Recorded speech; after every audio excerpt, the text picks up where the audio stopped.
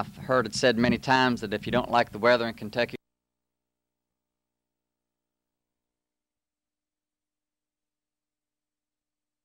University, and I've heard it said many times that if you don't like the weather in Kentucky, wait a few minutes, it'll change. Well, we're going through some changes right now. In fact, we are going through some physical changes on our program at 2 o'clock with Julia, which Julia will talk more about in just a moment. We've actually been pretty lucky the last few weeks with weather, so we'll be grateful for the good weather we've had.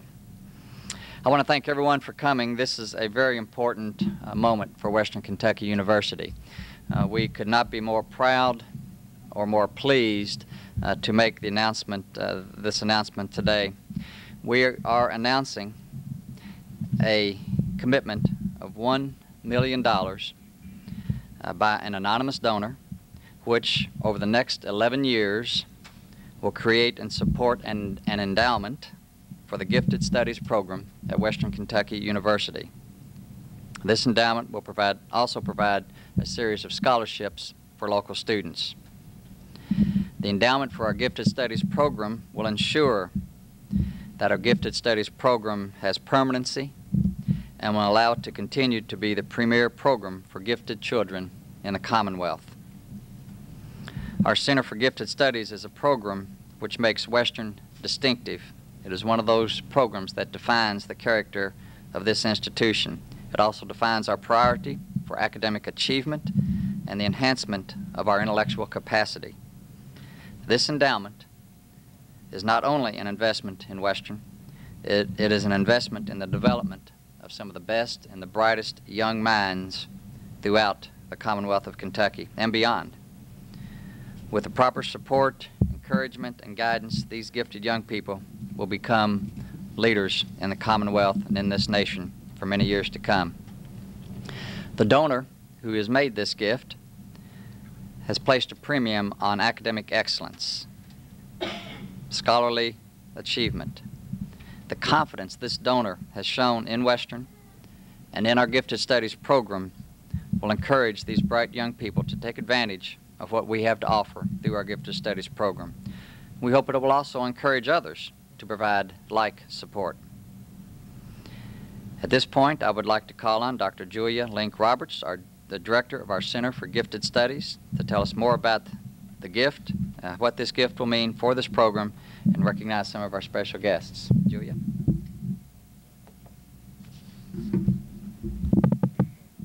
I want to start by publicly thanking the donor for putting this kind of trust in the Center for Gifted Studies. It does provide future, and for that I am very, very grateful. What we can do with additional resources is expand the opportunities that we know are needed, but we have not had staff or funding in order to grow and to meet additional needs that we have identified and have the support for, and now we will have additional financial support to let us continue to grow and to expand. I want to thank those of you in the audience for coming today, those of you of all ages from young to adults who have had contacts with the center over the years, have provided support, and have come today to share in the celebration. And so, thank you for coming this afternoon. This seemed like the right day to make such an announcement because we have 350 seventh graders who are gifted coming from across the Commonwealth to be honored for their academic excellence.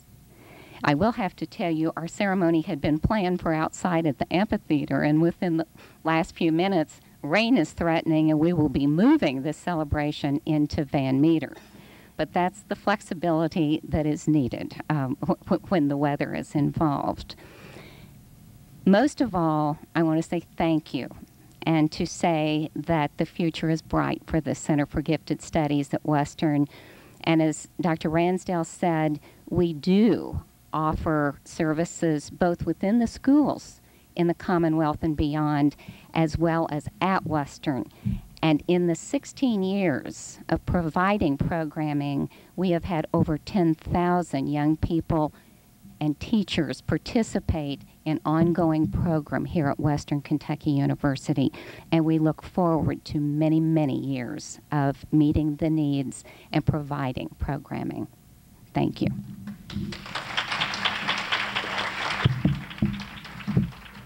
One of the things I've come to learn over the last 7 months is that Western is indeed fortunate not only to have a superior gifted studies program, but we're fortunate to have a gifted scholar and teacher as its director. My compliments to you for generating the kind of confidence that led to this gift. I would like to answer questions. This gift will go into endowment, and it will be managed by the WKU Foundation under an endowment income spending policy of 4.5%. And that income stream will support programs of the Gifted Studies program in perpetuity.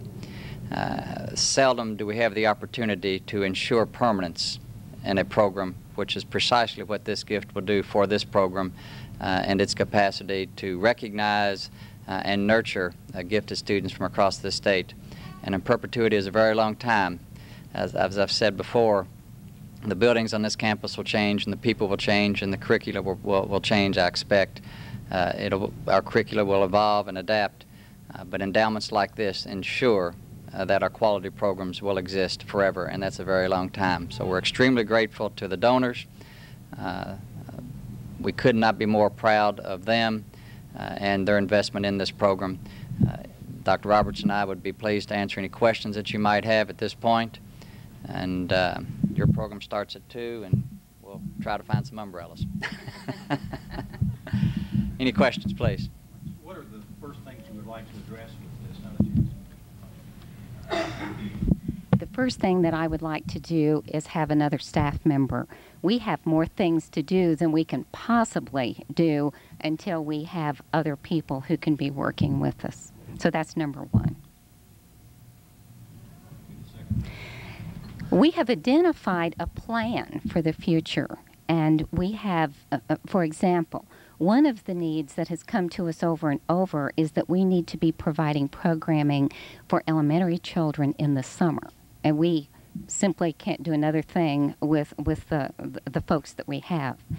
Other needs we have are to have more people available to work with teachers in schools, to work with counselors in schools, because unless you understand the needs of gifted children and know that they will not thrive without appropriate strategies and support, then we lose gifted kids along the way, and we lose them to not meeting their potential, and we also lose them to the fact that they simply end up being serious underachievers, as well as causing problems. Anything else you'd like to know? But I have a long list of things that need to be done, and this will certainly help us make a big step out. Yes? Well, I have several projects in mind. One of the first, we're currently involved with some projects. For example, do gifted kids thrive in the primary program? And we're working through an Eisenhower grant on how do we get middle school kids to thrive in math and science and reach the top levels, not just come from the bottom up, but how do we get them to thrive? I'm very interested in several things. One of them involves achievement in a variety of ways, and another involves the serious problems that we're seeing in the newspaper with many gifted kids causing violence in the public schools. And I think that is an issue we have not appropriately addressed. But we're open to ideas as well. Scholarships going to be tied into this program or to your department, or is this going to a different fund? Actually, there are 4 scholarships, and one of them is involved with the Center for Gifted Studies, and there are 3 that will involve students at Western. The preponderance of the gift will go toward endowment. Yes. And it will fund those scholarships for the 11-year period for the payout of the commitment. But the preponderance of the gift will go to endowment over 80% of the money will go to endowment. Any other questions? Yes. An endowment of $1 million will produce approximately $45,000 a year in spendable income, 4.5% spending policy. All earnings above 4.5% are reinvested back to the corpus so that the endowment grows at a rate greater than the rate of inflation, hopefully. And long-term purchasing power is sustained through a growing endowment. And 4.5% of a growing corpus gives you a growing revenue stream on an annual basis. So that 45,000 then becomes 15, 55, and 60 over time as the corpus grows through the reinvestment back to corpus of earnings above 4.5%. And we are going to be having an annual development campaign, and we also are hoping to add to the endowment. So we see this as a very bright beginning.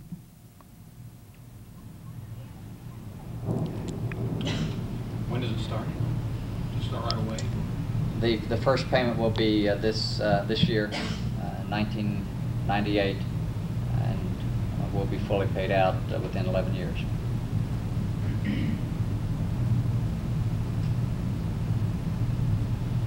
Can you say anything at all about the government? The donors are very interested in academic excellence. They're private individuals who understand the value of helping gifted young people achieve their full potential and have chosen to invest in that potential. And they recognize the impact that such potential will have on this state and nation for many years to come. But marvelous people with a close sense of family and privacy. Did they go to Western? Did donors go to Western? Yes. Okay. I was going to be real non-committal on that. Where does this endowment put your program in terms of a national scope? Is this something kind of unique to Western or that type of thing? I know of one other university who has had $1 million contribution to their center, and it is at the University of Connecticut. If there are others, I do not know about them. One of the things that really makes me proud about this gift is as we begin to communicate with benefactors and potential benefactors about the importance of endowment and the importance of ensuring scholarly capacity for this institution. For one of the early gifts that we get of this size and magnitude to be for a gifted studies program sends a powerful signal for the priorities of this institution, in addition to the priorities of the benefactor. So I could not be more pleased for the example that this gift sets and the pace it sets for our other academic units. This isn't exactly your question, but I would say that among the centers for gifted studies or something with a similar name, we would rank among the top 15 in services provided.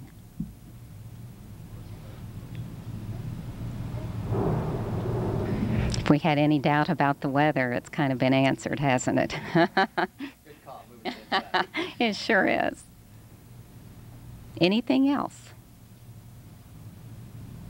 Does the center offer services for parents of children, these special children, statewide, other than the immediate area of Western? Yes, the service area for the center has been across the Commonwealth from the beginning. One of the things that we would like to establish, and we certainly do provide services for parents, but we would like to establish a counseling center.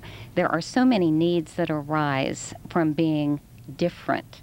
And I suppose that's from being different in any dimension.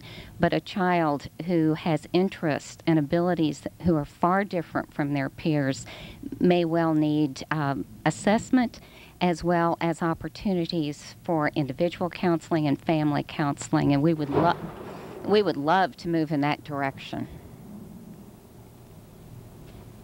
Since the press is here, perhaps you could give us the center's phone number.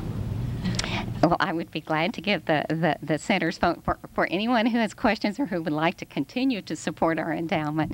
745-6323. Dr. Roberts, you mentioned this program is in the top 15 in the country. Has this gift moved us to the top 15, or would you say it? Actually, in terms of providing services, I think I can safely say we were there anyway. And my goal is to become among the top 5 and hope to establish an endowment that is large enough to keep it so that we can provide services as a comprehensive center. And we are very strong in some areas and less strong in others. And we want it to be one in which we can be providing comprehensive services in Kentucky and way beyond. I think we'd better get to Van Meter. Thank you very much for coming, and come on over. They didn't get that little jump on tape, don't worry.